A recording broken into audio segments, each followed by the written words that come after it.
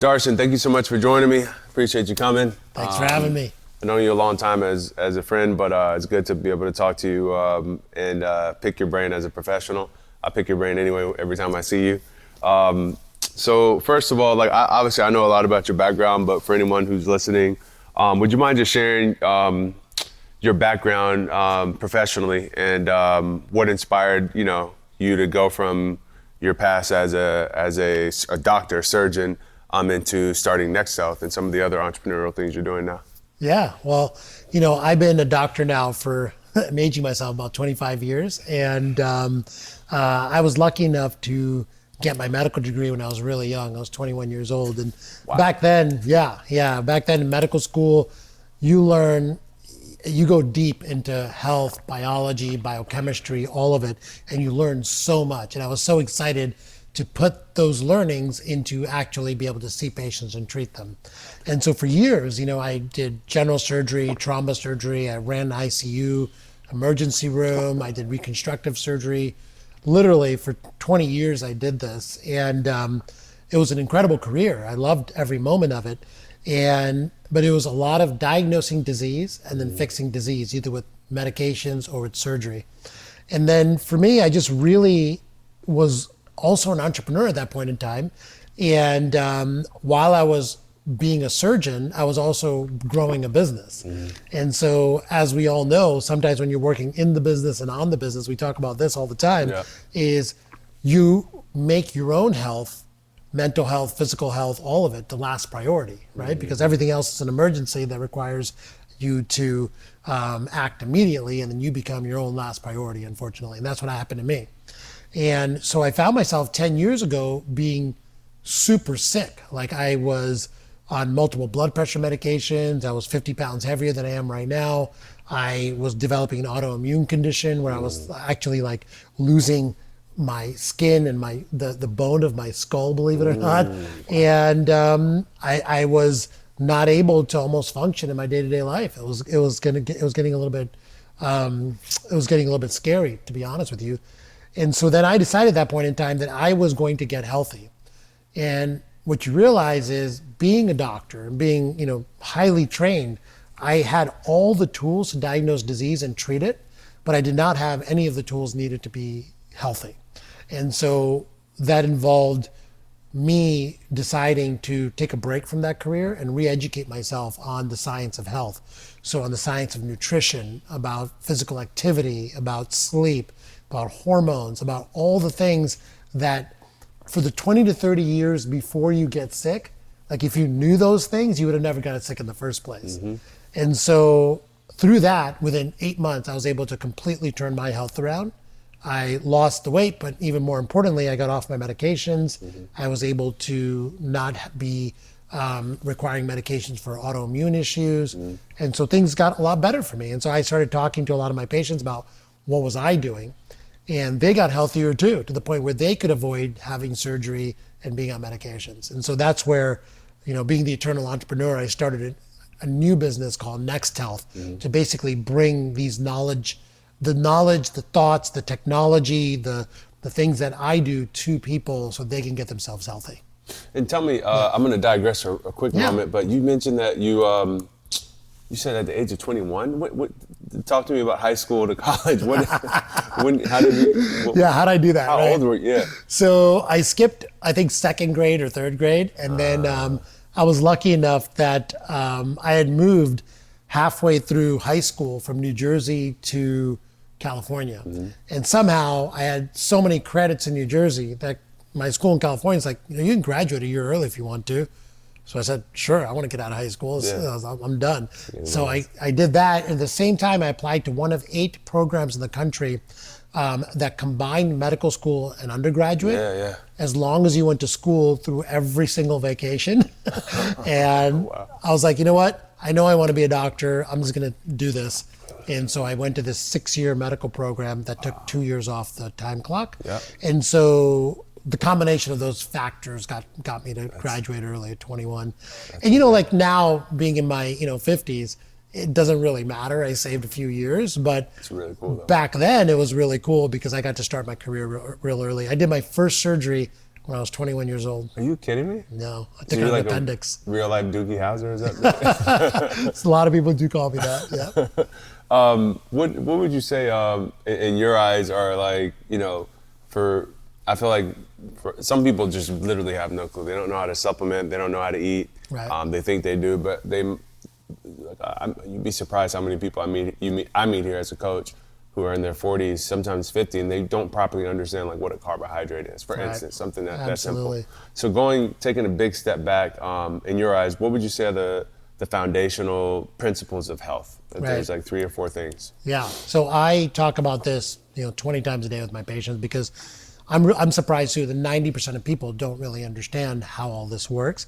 And I think the big problem is that we have so much information now on social media.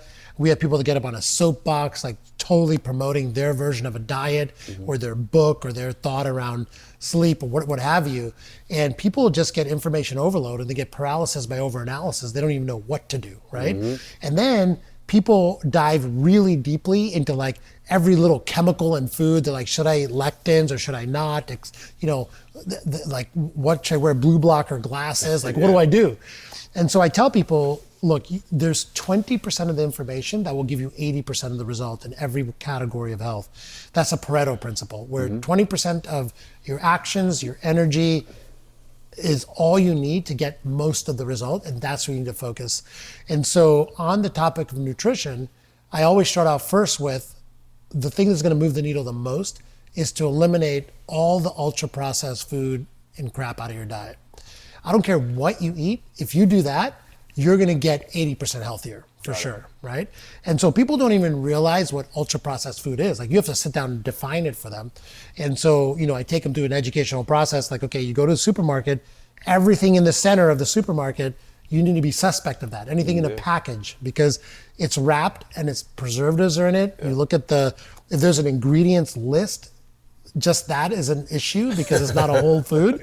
And if you can't pronounce something on there, that's something you should avoid, right? And so educating them about seed oils and vegetable oils versus avocado oil, educating them about getting sugar out of their diet, sodas, artificial sweeteners, just removing all of that stuff completely changes your health. And we spend a lot of time on that. That one move. And that's on nutrition. And then if you talk about, we can talk about movement, sleep, we can talk about all those, but there's one move that makes the big difference. And then we can start talking about your macros, your supplements, and all those other things. Gotcha. Right? Biohacking. So I'm asking you this because I'm 41, and I just turned 41, and I'm planning to continue to compete. And I've spent the first year, I didn't realize I let my body, like after 3 years, just completely disintegrate during COVID. I was in bad shape, and so I tried to rush it last year and say, like, in 6 months I'm gonna fight. And I didn't realize how much work I had to do to just get my body back out of this like ultra inflamed, I don't know, it took almost a year just to get prepared to train. So I learned a lot, and in that process, I've read a lot, and but long story short, over the years, what this term biohacking is becoming more and more topical, and some people don't know what it means. I probably don't know what it means either myself. I think I do. But for me, there's like 2 things that I think about a lot. Number one, how in my 40s can I somehow have, and maybe I'm looking at it wrong, have my body, how can I get my body to function the way it did in my 20s and 30s, right? Can we slow down father time? Can we reverse father time in certain ways, right? I know I'm not gonna change my age. So that when I'm 43, 44, whenever I get to my goal of competing for the title, I'm in there, if I'm in there with a 28-year-old, right? The only difference is that, the number next to my name. Your wisdom. My wisdom, right? And the wisdom, Exactly. right? I better be better. So anyway, but then the second reason I ask about this is because I keep telling myself, like, I want to be, like, obviously I'm competing, so I can't do anything that athletes aren't allowed to do, professional athletes, but I want to make sure that I don't look up 30 years from now and find out you should have just, if you had been doing this in your 40s or this in your 40s, you would have been eligible, you might be eligible for a new heart or a new liver or something that might help me live for another 60 years, right, to live comfortably till I'm 130 or whatever. I want to know what those things are now, right? Yeah. So anyway, in my research or, screwing around on Google, I could run into this term biohacking all the time. So question for you is like, what is biohacking, number one? Yeah. And would you say, are there if people want to consider themselves biohackers, like what are the 2 or 3 things they should like be thinking about? Like what makes a true biohacker, I guess. Yeah, that's a great question. So there's a lot of different definitions for biohackers, but I think the definition that you're alluding to is the ability to kind of know what your biological age is, so not your chronological age, what is going on inside your body and how to kind of reverse that, right?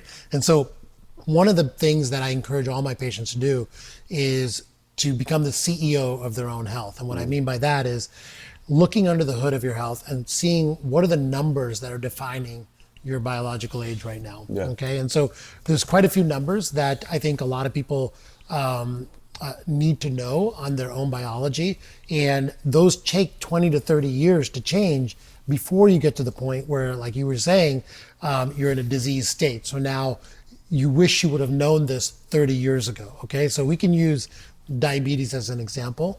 Obviously, no one wants to have diabetes, right? Mm-hmm. But I think a lot of people find out by surprise they have diabetes when they start having symptoms like they can't see as well. Mm-hmm. They're having, and they go to their doctor, and the doctor measures a blood test and says, "Oh yeah, you're diabetic. You're going to need to start taking some medication," right? And by then, it's not too late, but it's really late in the game. Now it's really hard to reverse diabetes. Mm-hmm. And diabetes, as we all know, is the foundational disease that then leads to heart attacks, heart disease, Alzheimer's disease, strokes, even cancer. Mm-hmm. And so you want to make sure that you know 30 years ahead of time whether you're headed that direction. And you can do that by one simple blood test. It's called hemoglobin A1C. Mm. And so when you measure hemoglobin A1C, normally when you go to a doctor, if it's over 6.5, they'll tell you, "I'm sorry, you have diabetes." But it takes years to get to 6.5. It starts off, a normal is somewhere under 5, then it goes to 5.4, 5.6, 5.8. And you can know this way ahead of time. You mentioned you felt inflamed. There's actually a number for inflammation. It's called HSCRP. All right. So that's another number. So you did a blood test with us, right? Yep. And so we measured all these little factors, all these numbers on you. There's only like 10 you need to know. Yep. And those are the ones that you want to monitor over time. So I'm a big fan of doing a blood test like every 10 years and you knowing what each number means. And if it's headed in the wrong direction, like no one's going to care more about your health than you do, right? I think a lot of people outsource their health to their doctor and they let their doctors kind of just tell them if they're healthy or not. But you're going to care if you're headed in the wrong direction. And so it's really important for you to know these numbers and follow them over time. And then on top of that, another definition of biohacking is what technology is out there that can kind of accelerate your health, right? And Gotcha. So there's a lot of technologies out there that we know work through just decades and even centuries of research and humans using them. Things like heat therapy, cold therapy, right? And so light therapy. In fact, humans used to be exposed to sunlight all day long, and that was a massive factor in our health. And now we spend most of our time inside. And so we don't get that sunlight exposure. So how can you use technology to bring those aspects back into your life? So for example, light therapy, you can do infrared sauna. Then you get the heat and you get the light. Mm-hmm. But it's as simple as also going outside in the morning, first thing in the morning, and exposing yourself to sunlight as well. For cold therapy, like a lot of people now are doing cryo, cold plunges. You can even simulate that by doing a really cold shower in the morning for 3 minutes. There's a lot of ways to do this stuff super cheaply and easily. Mm-hmm. And it just kind of brings back those natural biological forces that affect our health. And you mentioned some of these numbers to look for. One that related to diabetes, mm-hmm. and another where if someone wanted to learn, like here, I'm gonna go to my doctor and say I need to be tested for these. Where can they get a list of those 10, or is that something? I can that's on my website. Yeah, we can put it on your website. Okay. It's on my website, drshah.com. I have it all on there. Like these are the 10 biomarkers. I actually have a spreadsheet that you can download. All right. And it'll give you those 10 and then other ones that you should also be looking at. And a lot of times you have to push your doctor to do these because your insurance covers them. It's just that a lot of doctors will be like, you don't need that, you look fine. Well, I might look fine, but I could tell you some of the most unhealthy people I know, we see a lot of athletes at Next Health, and they look great, and they're at the top of their game. But when you look at what's going on in their blood, they have extremely high levels of inflammation, extremely high levels of potential heart disease, extremely high levels of headed towards diabetes. And it's like they're a metabolic disaster on the inside, even though they look good on the outside. And so I have a question about that, but before you said something earlier, you said diabetes, if I heard you right, can also lead to cancer, is that true? Yeah, absolutely. I had no idea. Can you talk a little bit about that just to give an example? Yeah. 'Cause I've never heard people talk about that. Right. So the more we study disease, the more we know that they're all interrelated. So metabolic disease is basically what precedes diabetes by 20 to 30 years. So before you actually get a diagnosis of diabetes, you have metabolic disease happening. And that's your body just is not able to handle the amount of starches, sugar, fructose that you're putting into it on a constant basis. Most of that's coming, by the way, from ultra-processed food. And you just have massive amounts of insulin going into your bloodstream. And the biology of it is insulin causes cancers to grow.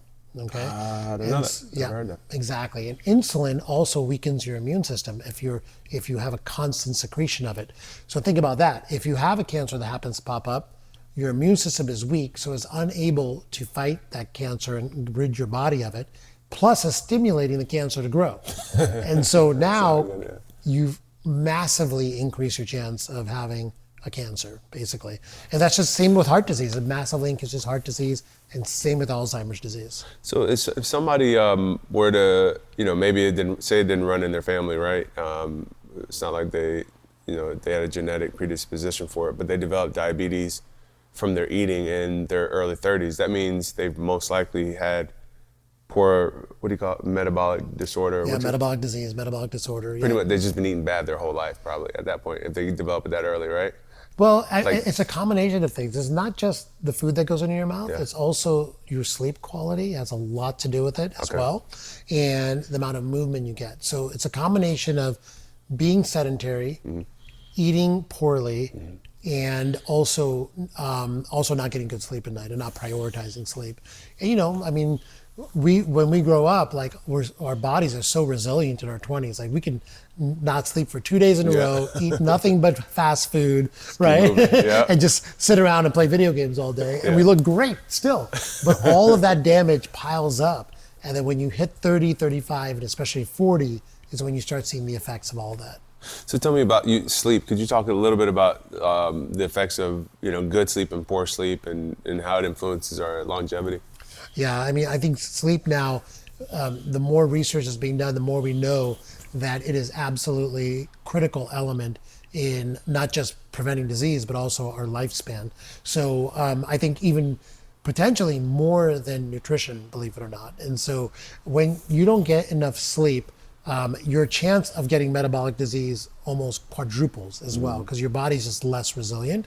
And so as you know, when you get metabolic disease, we talked about this, you get higher chance of all the other diseases as well. So people that have poor sleep, they have a higher rate of Alzheimer's as well, because they're just not getting enough time for the body to rid itself of toxins. Okay, and so sleep is when our body's not just rejuvenating, but it's also ridding itself of toxins. And so especially in our brain, if we are constantly exposed to a high level of toxicity in our brain, it leads to neurodegenerative diseases called. Got it. So could you share some insights about the most promising anti-aging intervention? So like the reason I bring this up is and whether it could be stem cells or anything like that, like how do we slow down aging? And I could have been in a discussion with you, but yeah, I feel like it was in a discussion with you, but I guess two questions. How do we slow down the aging process? Generally speaking, if you were to, and you've talked a lot about it, you talked about sleep, managing, making sure you don't have, managing poor metabolism or metabolic disease. You talked a lot eating whole foods and not eating processed foods. Is there anything else people should be considering right now if they're not an athlete, especially, but they just want to live as long as they can? Yeah. I feel like I could have been at a discussion with you, but someone said, the first person to live to 150 is probably alive right now. Absolutely. Right. How do you put yourself in a position to be one of those people right now? Yeah, okay, so there's a few other things that you got to focus on as well. One is your skeletal muscle mass. And so, one of the biggest predictors of longevity, not just lifespan, but also health span, how many years you spend healthy in your life, is the amount of skeletal muscle you have. And so, what happens is after the age of 40, we're genetically programmed to actually break down muscle if we stay sedentary. And a lot of people, as they get older, they get this condition called sarcopenia, where they don't even have enough muscle to support their bones. And that's what leads to osteoporosis. And, that's when you look at someone who's like 80 or 90 years old and they're really frail and they're hunched over, is because they did not have enough muscle mass their whole life. And so maintaining good muscle mass is extremely important. And so if you're not doing any type of strength training in your 40s, that's a big problem. Like you gotta turn that around right away. Another couple things that definitely lead to improved longevity is making sure that you're checking your hormone levels. For both men and women, testosterone is extremely important to keep you alive longer and also keep you healthier longer.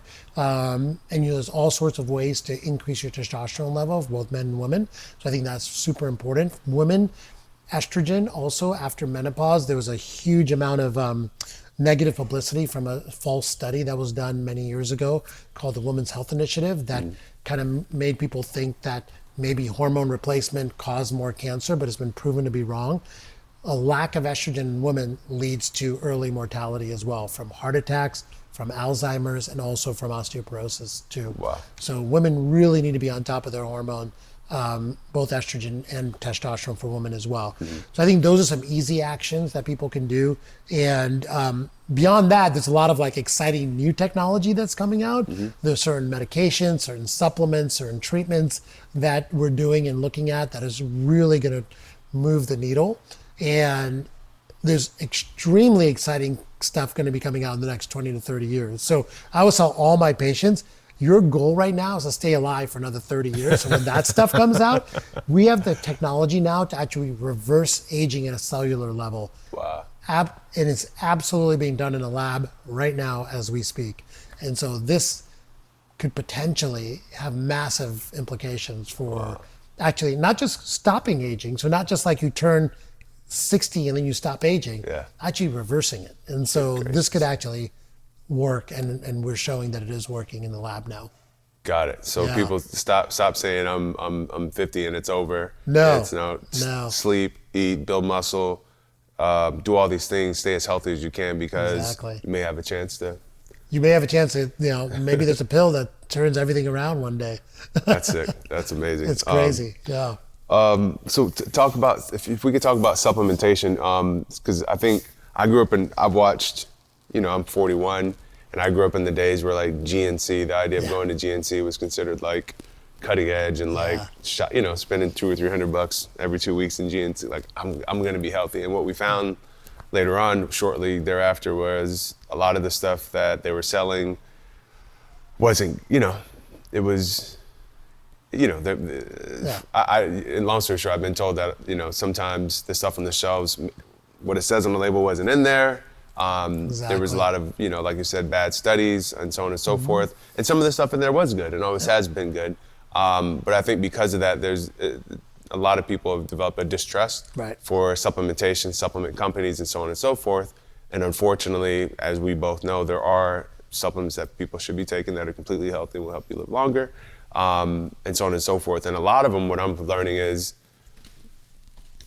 it's like the ones we knew that were healthy before the GNC boom are still the ones that we should be taking now, so on and so forth. So anyway, long story short, I guess my point is there's a lot of questions and concerns around supplementation. For someone who's like nervous, does not supplement, what would you say is the first step and some of the no-brainers that they should be taking? Yeah, exactly. So that you can pick up anywhere. Right, absolutely. I think it's good to have a healthy amount of skepticism of supplements because you're right. It's an unregulated industry. What you're getting in the bottle, no one's really testing it to make sure that's what you're getting in the bottle. So now there are third-party testing companies. One of them is called NSF, as you know of, that test the supplements to make sure that they actually are providing what they say in the bottle. So that's step one, is try to buy supplements that have been third-party tested. And there's some great brands out there that sell to physicians and sell to practitioners that are also available on the internet now that are legitimate brands. So once you know the legitimate brands and you have the NSF symbol as a good indicator of that, then you can pick a few supplements to start with that we know through massive amounts of research, there's no dispute that most people need these supplements. So the short list of those are vitamin D, and you want to take that in a specific form called vitamin D3K2. Okay. The other one is an omega-3 supplement. So you can either get that from fish oil, krill oil, or even there's algae sources now for vegetarians, and that's extremely important to keep your inflammation levels low. And then I also talk about a couple of other supplements that I think are very beneficial once you turn like 40. One of them being creatine. So 5 to 8 grams of creatine has been shown not only to help you maintain muscle mass, we talked about why that's important, but also to help your brain health, actually, believe it or not. So, Gotcha.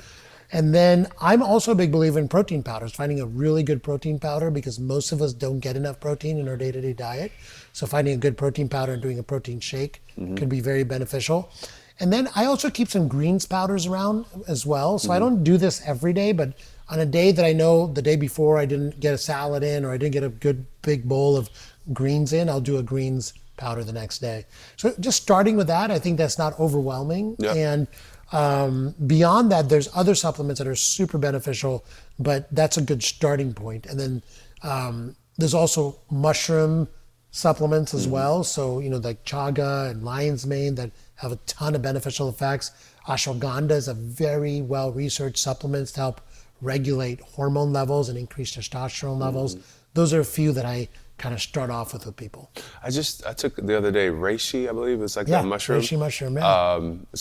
One of my friends was just like, take it. I'm like, I don't know what it's gonna help me with, but I just started learning about them. They're really fascinating. So some of these mushrooms do have positive effects. A lot of them do. A lot of them have very beneficial positive effects.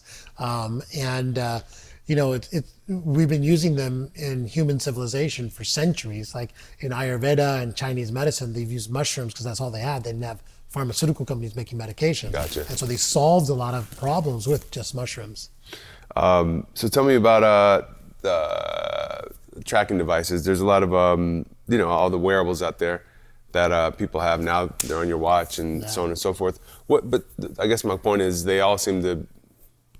I'm not saying they all track the same thing, but for the most part, most of them have the same capabilities. What's like the most important metric, 1 or 2 metrics you think people should be tracking from their wearable? Yeah. Is it steps? Is it sleep? Like what you talked about, if it can track sleep. Is it heart rate variability? Is it blood oxygen? Is it heart rate? And so on and so forth. Just what are the most important things you would say that you can get from most important metric from Right.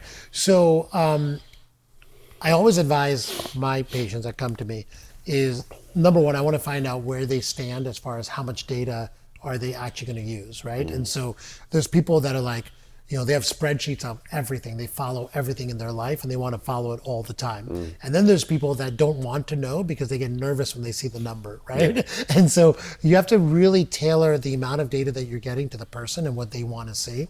The most useful pieces of data, I would say, is number one is on sleep. Not just knowing, we can all tell how many hours of sleep we get. So you get 7-8 hours of sleep, but how much deep sleep you're getting. People will get really surprised knowing that a lot of times you can get 8 hours of sleep and spend maybe only 10 minutes of that in deep sleep. This is a problem that I was having when I first started tracking my sleep. And then you can know what you need to work on your sleep as well to improve that amount of time you're spending in deep sleep and in REM sleep. So I think sleep tracking is extremely valuable, and but you don't have to do it forever. Yeah. You do it for 8-12 weeks until you get your sleep under pretty much good control, and then you can stop, and then you can use it again when you're having trouble with your sleep again, right? And so I think that's a good metric to start with wearables. Things like oxygen saturation doesn't really benefit most people unless you're like an asthmatic or something like that. Steps is good for people that are sedentary. And for my patients that are sedentary, I have them monitor their steps every day. I give them a 8,000 step a day goal, then 10,000 steps a day. But once again, if you're not a sedentary individual, it's probably not worth tracking that. Gotcha. You just got to tailor it to the person, And then sleep, you mentioned, just going back to sleep for a second. So, I'm always killing myself trying to get 8 hours. Yeah. And I almost wake up depressed if I don't get 8 hours Oh, of no. sleep, for whatever reason. But from what I'm hearing you say, could I be better off? I know getting 8 hours and getting as much deep sleep during that 8 hours is is perfect, it's ideal. But if I can't I guess would I be better off getting 6 hours with, I'm making up a number, 2 or 3 hours of deep REM sleep versus 8 hours and only like 1 hour of deep REM Absolutely, sleep? and that's why you got to go. That's why doing tracking for a little while is a good idea for you, Okay. because you might be one of those people that just need 6-7 hours of sleep, but you're still getting a good hour and a half of deep sleep. Your sleep is in good order. You look at how much you get. A lot of deep sleep at the beginning of your sleep, and then REM sleep towards the end. So if that order is maintained, those are the kind of things you learn when you have these apps. It tells you that. Gotcha. And I think for you, using a sleep monitor so you feel comfortable getting 6 or 7 hours, but you're still getting enough sleep. And the other thing is you have to go by how you feel, right? So if you feel refreshed, if you feel good, then you're probably going to be all right. Yeah. I like that. All right, let's talk about stress. How important and influential is it on your health? And any tips on managing it that may not be kind of a no-brainer for people? Yeah. So I think stress is, we got to change our mindset around stress. A lot of people think, oh, I'm stressed, so that's a terrible thing for my health, and I got to get unstressed. There's never going to be a moment for most people that you're unstressed. Right? It's just life. Life is stressful, right? Yeah. And so instead of trying to get unstressed, and of course you want to, get things out of your life that are negative, bad relationships, a job that you don't feel passionate about, etc. But on a day-to-day basis, you're still going to have stress, right? Yep. And so the way to combat the negative effects of stress is don't let the flight or fight mode turn into a biological response, okay? And so what I mean by that is when you're stressed, if you stay stressed for a long period of time, you start increasing your cortisol release, all right? And so when cortisol gets released at a consistent level for a long period of time, your body resets how much cortisol it thinks it needs. So then you start just secreting more and more and more cortisol. Cortisol is a stress hormone, but if it's around too much and for too long, it leads to all sorts of health issues, all right? And so that's the problem, is the cortisol, not the stress itself. It's stress turning into high cortisol levels. Yeah. How do you combat that? Well, the best way to combat that is after 45 minutes, take a break in whatever you're doing that's stressing you out, and just take a break for 5 to 10 minutes. Got it. That break makes your cortisol levels go back down so you don't have that reset, okay? So the hack is every 45 minutes, stop what you're doing and take a 5 to 10 minute break. That's all you got to do when you're stressed. And tell me about this. So you're saying if you are maintaining high cortisol levels because you're stressing over something for too long, and you do that often, eventually your body thinks it needs to maintain higher cortisol. Exactly. So your baseline is now not here. It's exactly. Is that right? It's up Good. higher. I didn't know that. Yeah. Your body resets what it thinks is a normal level of stress to have. So then eventually you could be walking around just pipe full of cortisol for no reason. Exactly. And then what happens to those people is their adrenal glands burn out because they can't make enough cortisol to keep up with the demands. Gotcha. And then they really just live in this state where, they have brain fog all the time, Yeah. they gain weight, they have all these issues because they just can't make enough cortisol. That's crazy. I did not know that. I've heard about cortisol. Like, I feel like I've read quite a bit about it. I had no idea about your body changing what it thinks the baseline should be, and so on and so forth. Yeah. Could you talk a little bit about entrepreneurship? Obviously, I'm assuming just like any other entrepreneur, you've had your fair share of challenges. So what have been some of the biggest challenges you faced in the health and wellness industry, or just in general, that you're obviously comfortable sharing? Yeah. And more, not so much the challenges, but how you navigated through them, Yeah, that's a really good, switching gears. really good question. And I would say that one of the biggest challenges of being an entrepreneur is to be able to keep up with constant change, right?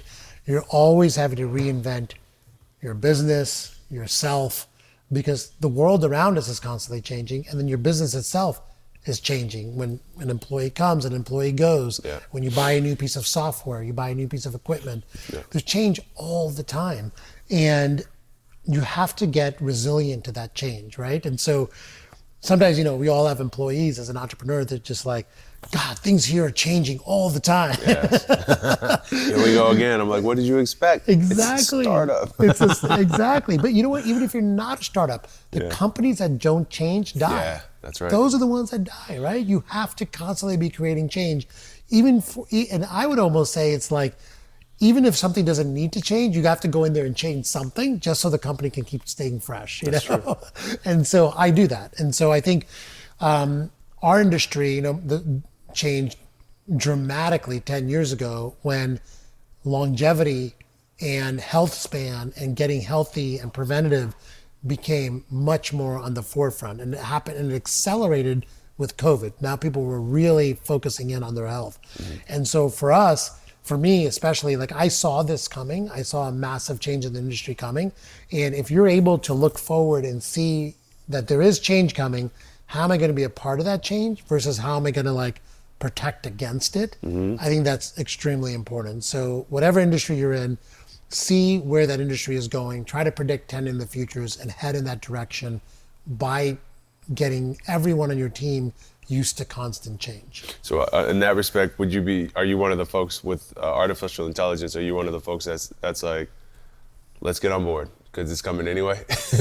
We're incorporating it into everything right now. The people that incorporate it first will definitely win. Yeah. And because, even that is going to come so rapidly at us with new technology, new abilities, that if you're not even used to using it from right now in its infancy, mm-hmm. you're going to be already years behind the game when it's time to really be able to put it into your business. And so whatever way you can think about it helping you, just go for it. So I have a couple quick, I think, I call them quick because I think it'll be easy for you to kind of give context to them. And then a few, 2 or 3 longer questions, and then I won't keep you too long. So going back to wellness for a second, I'm going to bring up some different treatments that I think for most people are still cutting edge. For you, they're kind of old news. Like everybody should be using them. But for someone who has no idea, I think everything on this list I've done, almost. For someone who has no idea, how would you explain what it is and the significance and when they should utilize it? So first is NAD plus treatment. How does it work? What is it?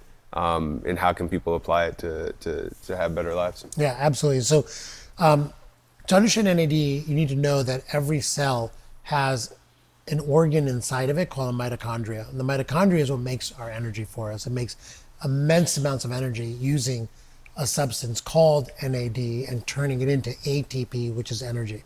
And so NAD is the precursor to energy production. And as we age and as we don't sleep and as we are stressed, we don't have enough NAD in our body. And our mitochondria have to work extra hard to make the same amount of energy. And so by supplementing with NAD, you give your mitochondria the precursors it needs to make energy for you. And that's just not like energy to get your work done, energy to, to run or whatever, or to work out. It's energy for every cell in your body. So for example, your liver cells need energy to detoxify. Right? And so without energy, it's not detoxifying as efficiently as it could. Your kidney cells need energy to make urine. Without energy, it's not making the amount of urine it should. So every cell in your body needs energy. NAD gives it the precursor to make that energy. And then supplementing it through IV versus oral. Mm-hmm. Thoughts on that? Which is better, worse? They're both good. However, it's just a dosage. So IV NAD is going to get you a lot bigger dose, whereas oral NAD, you can't take that much. So you're just going to get it in smaller dosages, and it works slower because that's absorbed through your GI tract. So they're both great. I use oral NAD on a daily basis, and I'll do IV maybe once a week, or I'll do it when I'm back from a trip, or if I just got off being sick, or when I'm just feeling low energy, that's when I do IV NAD. Gotcha. So maybe use the oral to maintain your levels, but Exactly. the IV to get them Right. where they need to be. Hyperbaric chamber or hyperbaric oxygen Yeah, therapy. yeah. Hyperbaric oxygen therapy. This is one of those things that people are just now talking about now for wellness, but it's actually been around for probably 50, 60 years. And we used to use it. Michael Jackson had one, right? That's all I Exactly. remember. He Yeah. did. He used to sleep in one. Yeah. He was way ahead of his time. And so we use hyperbaric oxygen therapy in the hospitals when someone has a big wound that needs to get healed. And so what it does is it drives oxygen into your cells through putting it under increased pressure and increased concentration. One of the other things your mitochondria need to have energy is oxygen. Every cell needs oxygen, and with oxygen, you can heal faster.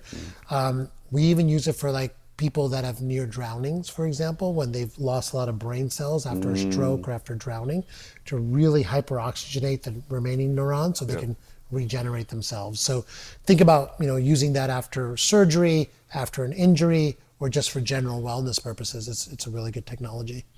Oh, and then in terms of the chambers that are out there, like for someone who's looking to spend a few bucks, I've seen some. I was thinking about buying one myself that I can get for like maybe 20 to 30,000 Yeah. to put into my house. But then there's ones that are like at your place that like are like buying a Bentley. Yeah. What are they just?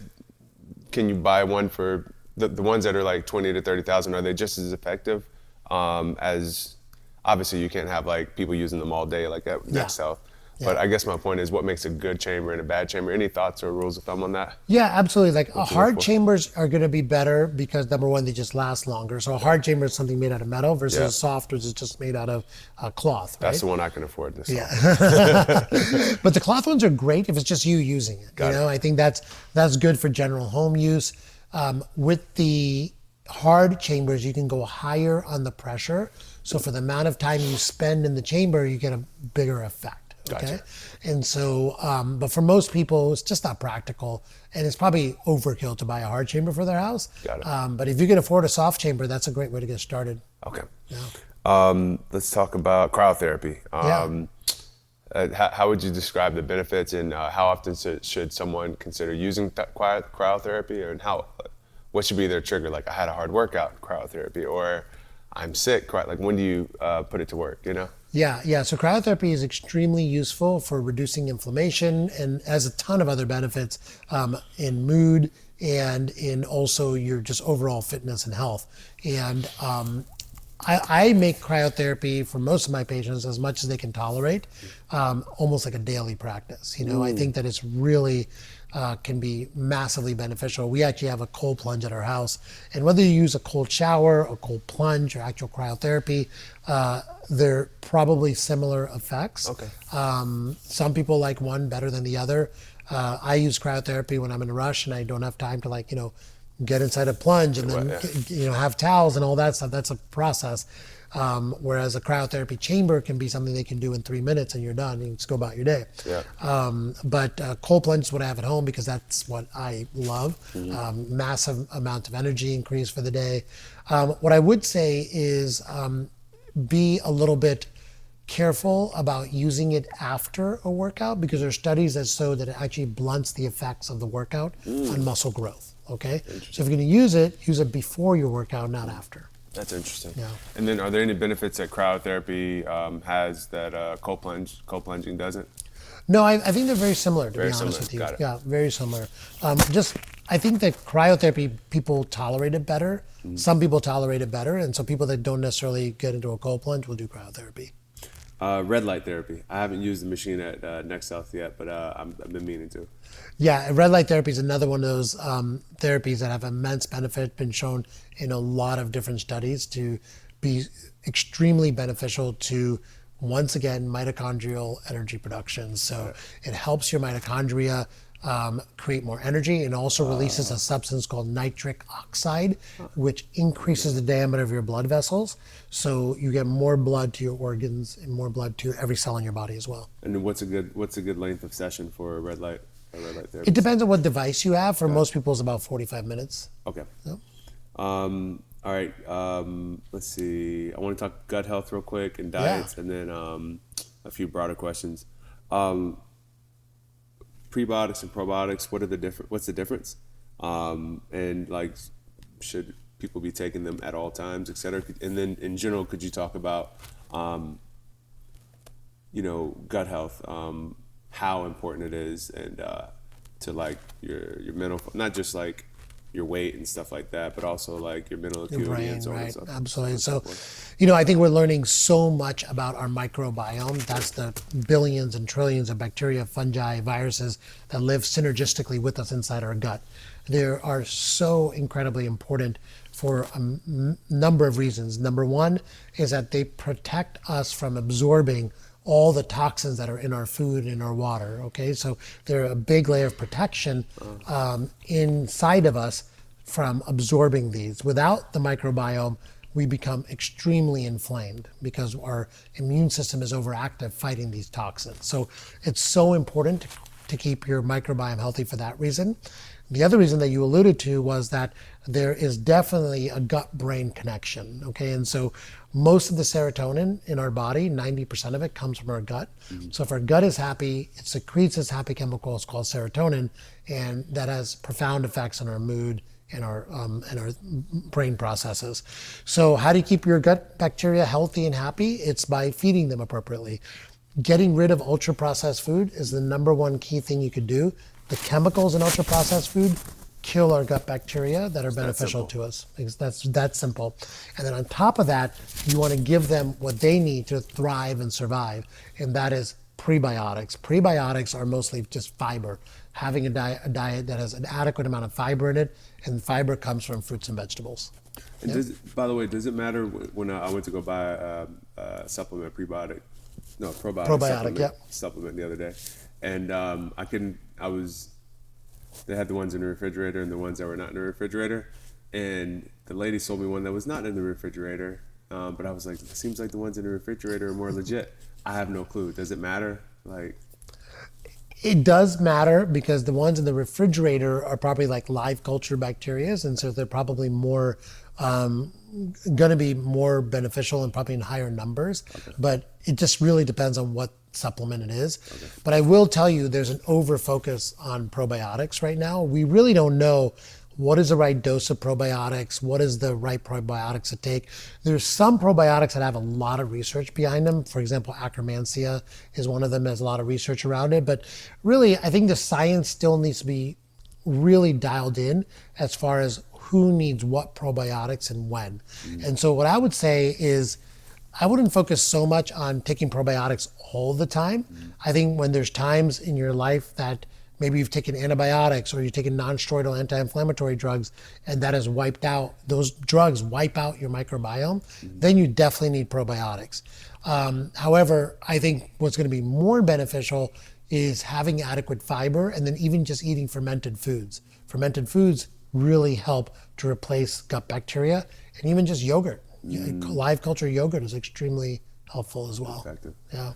All right, so I got diets now. This is a big one for me because I've been experimenting over the past year and a half since I've been trying to get my life in order with different diets, and I've done keto. I've done a number of times, just because I just feel like I operate better like on a keto diet for whatever reason. I tried it when it was a fad. I went gluten free just because I have no choice apparently. So I don't consider that really a diet. And then I did for maybe 6 months last year intermittent fasting. Yeah. Where I'd eat from like 4 to 7 every day, and that was it. And I felt great. The only problem was like if I worked out really hard before eating, sometimes I'd feel like my muscles almost like I could feel them breaking down in real time. So I felt like I was training too hard to eat and only in that window. Yeah. But I figured it out. But I did really enjoy that. Like if I wasn't training 3 times a day, I think I could do that for the rest of my life and be healthy. That's how I felt recently for the past, just finishing up 4 weeks, because I was having a skin issue that I'm just getting over, which is why I have a beard. I went on the carnivore diet. Yeah. Probably didn't execute it the way I was supposed to because I was supposed to take some pills like beef liver or something like that. But I just ate steak and fish every day basically. I actually felt really good on that after 2 weeks, like outstanding. And today I had a sweet potato and a bowl of fruit. twice, and I have so much brain fog right now. So I'm adjusting, Yeah. obviously, because I'm going to integrate those back into my diet. Long story short, I'm just really fascinated on like what's going to be the right diet for me, and I guess I'll learn. It's different for everybody. But could you talk about how you feel, just your personal opinion of carnivore diet, which I know seems pretty controversial, keto diet or keto approach, I'll call it. And then lastly, intermittent fasting. I know that's a lot. Yeah. So carnivore, keto, intermittent fasting. Yep. So I consider all of those interventions. I don't consider those sustainable, lifelong, healthy diets. Okay. So the carnivore diet and the keto diet are very similar. Keto diet just has higher amounts of fat in it versus a carnivore diet. But basically, you're eliminating all sources of starches from your diet completely. And so you go into a state of ketosis, which means that you're changing the fuel that your brain and your body are using from glucose to ketones, okay? And that is extremely beneficial to some people, not all people, in clearing up brain fog. It's actually been used to have a positive effect in people with neurodegenerative disease and also some psychiatric issues. Yeah, it's used as a therapy. And I think that is a good way to have a temporary change in your weight. So it does help you lose weight for some time period, because it is basically a form of an elimination diet where you're eliminating a lot of calories over time. Okay. Now the intermittent fasting is a little bit different, but it's also a form of an elimination diet, because instead of limiting the kind of foods that you're having, you're eliminating eating during a specific time window, which also decreases calories as well. Okay. So what you're doing with all these kind of dietary interventions is you're trying to elicit a change, probably in weight or metabolism, for a specific amount of time. And just eliminating certain foods that might be inflammatory to you can also help you as well in reducing inflammation. Your skin will clear up, etc., like you've noticed. Yeah. However, those diets, for the most part, are not sustainable forever. Okay, so number one, when you're on a carnivore diet, for example, you are depriving your microbiome with fiber, and your body needs fiber, like we just talked about, for your microbiome to be healthy, right? Yeah. And so what I would say is you want to look at diets as temporary interventions that are probably not going to be sustainable, but once you're done achieving the goal that you want to achieve, to go back to what's called a healthy eating pattern that works for you and that works for most humans. And the most researched diet out there is the Mediterranean diet, and that's been shown to reduce heart disease by 27%, Alzheimer's by 20%, maintain a healthy weight, etc. And that doesn't mean you have to like eat exactly a Mediterranean diet. You just have to look at the pattern, right? Yeah. The pattern is that there's a lot of vegetables and fiber in there. There's fiber and vegetables which has phytonutrients. There's also a good amount of healthy protein in there and healthy fats. And what that all basically means when you say all of that is get enough protein, stay away from bad fats, ultra processed food, and make sure that you're getting fiber in your diet. Okay, so it all comes back down to those basic principles: is fiber, get enough protein, and eat whole foods, basically.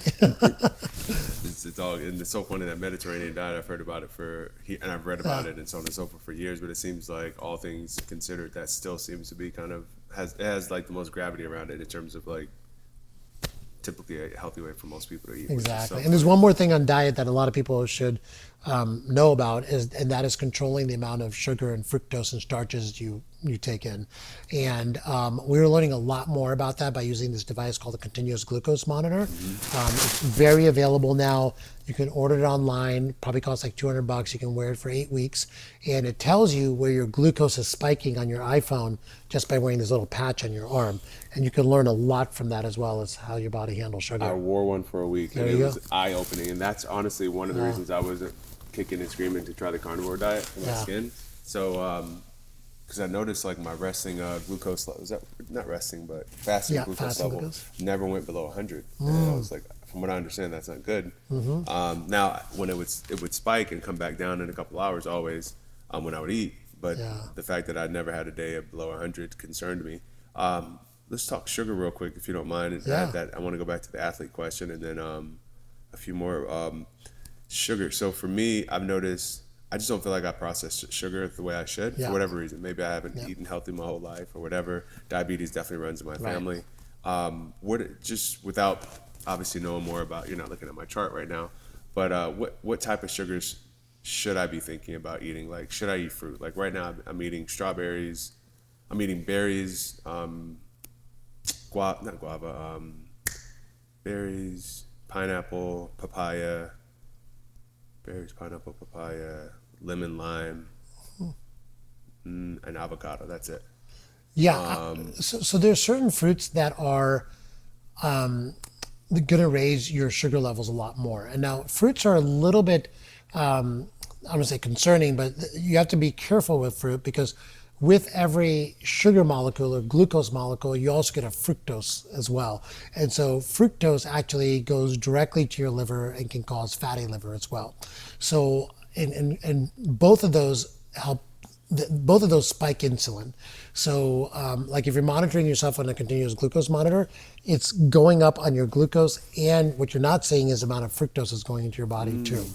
So the best fruits are the ones that have a lot of fiber in them. The berries are probably going to be your best fruits. Okay.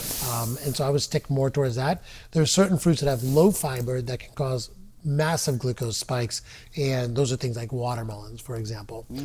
And the worst thing you can do with fruit is to juice it, because now you've released all the fiber from all the sugar and the fructose, and you basically created like Candy. a soda and a candy, right? Exactly, basically candy.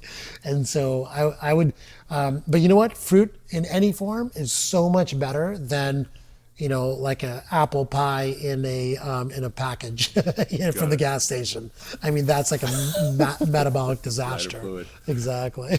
And with vegetables, like right now, like I'm eating sweet potatoes. That's about it. But should I be concerned with like lectins? Like highly concerned with them or not? Or I wouldn't be so concerned with lectins. I mean, look, if you are having GI upset and gut issues, then I would look into that. But you know, there's testing we can do for that. I try to get people not to focus too much on those things. I mean, look, at the end of the day, if you're eating tomatoes and eggplants and green leafy vegetables, that's a really healthy diet. You want as many colors as you can on your plate. Got it. And so unless you're having gut distension, you know, gut upset or stomach upset, I wouldn't worry too much about lectins. And real quick, you talked about athletes, you know, these high-performing athletes. Yeah. When you look under the hood, not all of them, but some of them, or I bet a lot of them, are extremely inflamed. Is that just the nature of being an athlete, because there's so much impact and like you're always constantly running and working and breaking down your muscles and so on and so forth, or is there a way for athletes to compete at a high level, train 3 to 6 hours a day or whatever they need to do, and not be so inflamed? Just curious. Yeah. I think that it's usually the athletes that are not eating healthy, not sleeping well, partying a lot, and a lot of alcohol. You know, I think all those things combined with overtraining can cause that hyper-inflamed state, and it happens more as you get older. Okay, so after you turn 40, the athletes over 40 are much more at risk of this. And so really the athletes over 40 can handle overtraining as long as they're not eating, you know, fast food for every meal. They're sleeping 7 to 8 hours, they're avoiding alcohol, etc. But if you're over 40 and you're still, you know, living the life of ripping it, then there's a high chance you're going to have a lot going on under the hood that we'll find. Because they're not recovering. You're not recovering. Right? Got it. Exactly. Got it. Yeah. So first one is about Vitaboom. I really want to ask you about that, and not as, you know, just curious, what pushed you to create the solution that Vitaboom provides?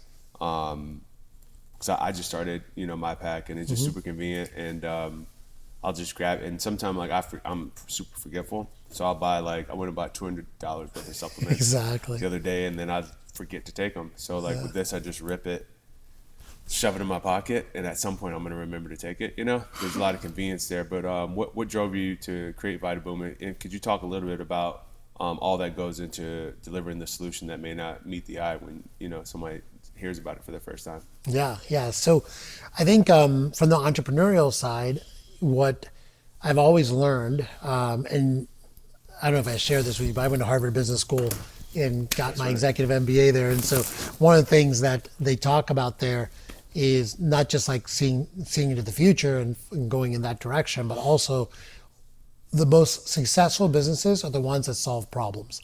And if you're solving problems for multiple different cohorts of people at the same time, that's definitely going to be very successful, right? As long as you execute on that business plan correctly. And so I was trying to solve a problem for myself as a physician, trying to tell my patients what supplements to get, because I would tell them what to get, and then I get an email back saying, wait, what dose did you say? And wait, when do you want me to take it? Morning or night? And wait, should I take it with food, without? Like it just became this back and forth. What brand do you want me to get? Yeah. And so I was like, let me just put it together for you and give it to you in a bag, so you have it every single day. So I don't have to answer 1,000 questions for you, right? So that was a problem I was solving for myself as a practitioner. For the client, for the customer, for the patient, for the for the person that's taking them, we all have the same problems with supplements, right? You don't know what dose to take. You go out and buy 30 bottles of different things that you hear about. No one's curating it for you. Yeah. And then when you travel, you have to put together little baggies to take with you, because you're not going to travel with 10 bottles of supplements, right? Yeah. And then a lot of them you just stop taking because you get supplement fatigue and the bottle expires. You don't even know what the expiration date is. You're like, maybe I should take some of that, and either you check it or maybe you don't check it and you take it, and it can even be harmful for you. And so you don't want to look like grandma with the pill box. Exactly. Well, I have a lot of friends that have that. I used to be one of those people, grandma with a pill box. I actually did it for a little bit too. Right, exactly. You just realize it's a big waste of time and energy. And so Vitaboom came about by solving those problems for practitioners and for clients. And so what we do is we pre-curated the packages, and a doctor like myself or any other person can come in and say, I want this supplement at this dose at this time. Mm-hmm. And then our robots will put this together, and we can take that and we can send it to you in 30-day supply packages. So you know they're all fresh, they're ready to go, and they're super convenient. You could travel with these as well. And so just my entrepreneurial kind of mindset kicked in and said, I have a massive problem that needs to be solved. And so let's solve it. And we figured it out. And how do you update your, I believe you can, blood test. Can you talk, how do you update your regimen? Your cocktail. Yeah. So then we have another piece of this where we actually partner with a blood testing company that we can send you a blood test either one time or quarterly. Mm-hmm. And with a simple finger stick, we get those 10 important biomarkers that we need to know. And based on those, we can modify your supplements on a quarterly basis. It's the same biomarkers we were talking about earlier? Same biomarkers we were talking about earlier. And then final question, could you just talk about what you're seeing in terms, and you talked a little bit about it earlier, but what are some of the, whether it's one or two, like what are the innovations in wellness that you're most excited about? Like cutting edge, like maybe this is going to work, maybe it's not going to work, but things that maybe people can Google or something. You don't have to tell us everything you know. But just what are you most excited about right now? So I'll give you like a thought process around things that I'm excited about, and I'll give you a like a sciencey thing as well. So two things. So as far as a thought processes, I see this massive shift and people really wanting to know what's going on with their health. So you see all these companies popping up where they'll either send you for a blood test, or you do a blood test at home with a finger prick, you send them a cheek swab, you send them a urine, whatever it is, and they give you your blood results, and you can kind of see what they are in a dashboard online. But then applying AI to that on every single one of those blood tests and finding out patterns in a population that can be associated to disease. So I think that more and more people are doing more blood testing on their own, even though their doctor's not telling them to go get it. And all this data is now there that AI can crunch numbers and give you personalized recommendations of what you should be thinking about. But I think we're going to see an explosion of data, and that data is going to turn into real actionable information for us. Individuals, but also humans in general, Exactly. Yeah. Gotcha. Yeah. And on the sciencey front, I think I was talking about this earlier, was we have the technology now to turn back aging at a cellular level. So about a few decades ago, this Japanese scientist, Yamanaka, discovered 4 protein chemicals that you can put into a genome, and it can actually reverse a cell, any cell, like if you take a skin cell and reverse it into a pluripotential stem cell. Oh my God. Right. So it's like science fiction. Like we can take a cell from your body and reverse engineer it into like almost an embryo cell. Can do anything. And then do anything for it. Make a new organ, make new skin, make new heart, etc. Yeah.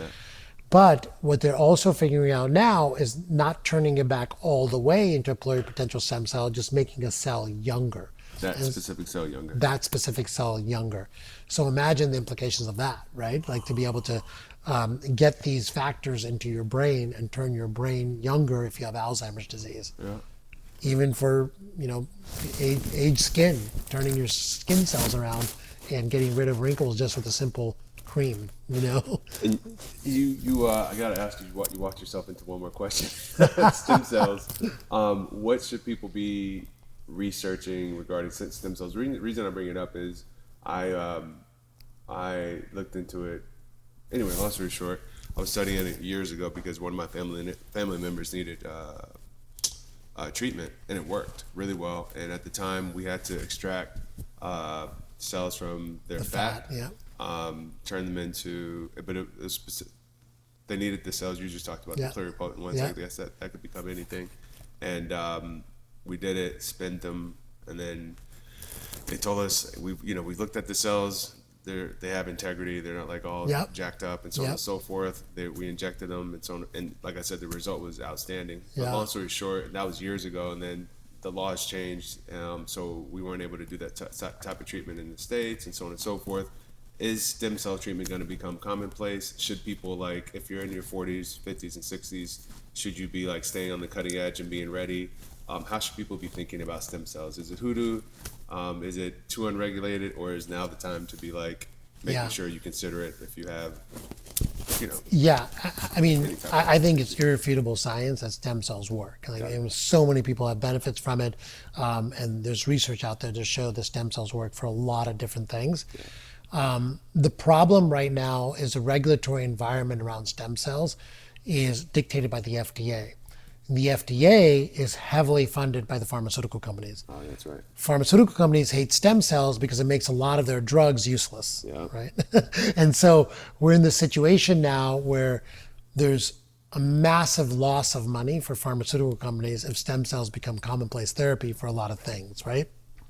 In fact, the entire medical system kind of falls apart, which quite honestly, in my opinion, it needs to, right? Definitely Western medicine is there for a reason. It's there to save lives, but we shouldn't be getting to that point anyway in disease and in health in the first place. So unfortunately, in this country, in the United States, it's highly regulated because they're trying to make stem cells fall under the same category as drug discovery. And drugs, for every drug, it takes $1 billion in years for it to finally come to market. And if you put stem cells in that category, they're really hard to study because when you're studying a drug, you're studying like one specific chemical for one specific effect. Stem cells have incredible effects throughout your entire body and hundreds of different effects. So it's very hard to study. So I think that, unfortunately, a lot of the game-changing research is going to be done outside of this country. But it's definitely a treatment that's here to stay. It's not going to go away. I'm hoping, there'll be some revolution in the way the laws are so that we can use it more in this country. And we can still use it in the United States. And we do stem cells in Next Health, actually. We just can't expand the stem cell lines. Yeah, we do stem cells, actually. Yeah. And we inject them into knees, into shoulders. They work extremely well. But I think that you can go out of the country, get expanded cell lines, and there's a problem that anyone can get stem cells from the fat or from the bone marrow and re-inject them, and there's no regulation on the quality of those, right? You were lucky, you said your family member had them checked, and so they do a specific kind of testing where they test for active cells. A lot of clinics don't do that. And so a lot of people are spending money and they don't know if they're getting good stem cells. And so you just got to go to a reputable person that's doing it as a career, not just like a side hobby, and make sure that you trust who you're seeing. All right, million dollar question, and I promise this is the last one. Yeah. I've now gotten to the point where I'm training, training 5 hours a day isn't like uncommon for me, and I need to ramp it up to, not ramp it, but I need to sneak in like one more hour.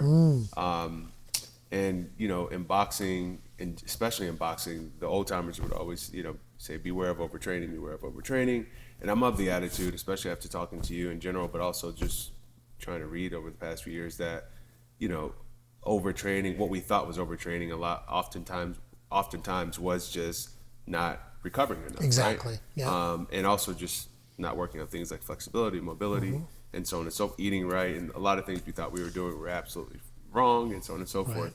So I'm telling myself, if I recover, if I sleep, if I eat, if I program the right way, if I work on, like I said, mobility, flexibility, and so on and so forth, I can train 6 hours a day. Not 6 hours straight, which I've done before, but like an hour and a half in the morning, a 2 hour stint in the afternoon, 2 hours in the evening, rest, recover, and then go for a swim. What is your response to that? Is it possible for me to do that without hurting myself? I would say it possible? Yeah, it's definitely possible. And I think, the key, like you said, is recovery.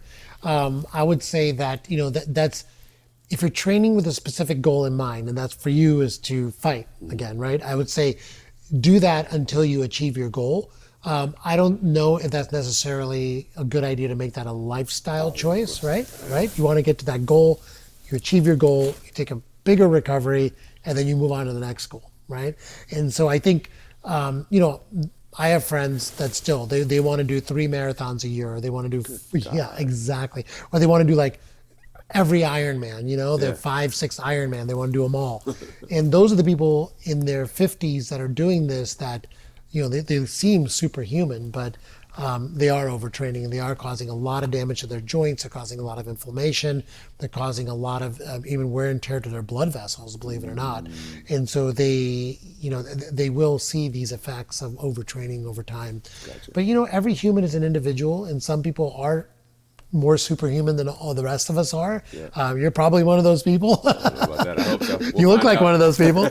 But I would say, for us to really make sure that you're doing things in a healthy way, let's just keep doing your blood tests. Let's check every quarter, make sure nothing's breaking down as it's not supposed to be, and keep putting recovery in there. Watch your HRV. We talked about HRV a little bit. No guesswork. Watch that, right? Exactly, and just listen to your body. All right, man. Thank you so much. That was a fun conversation. Thank you, man. That was great.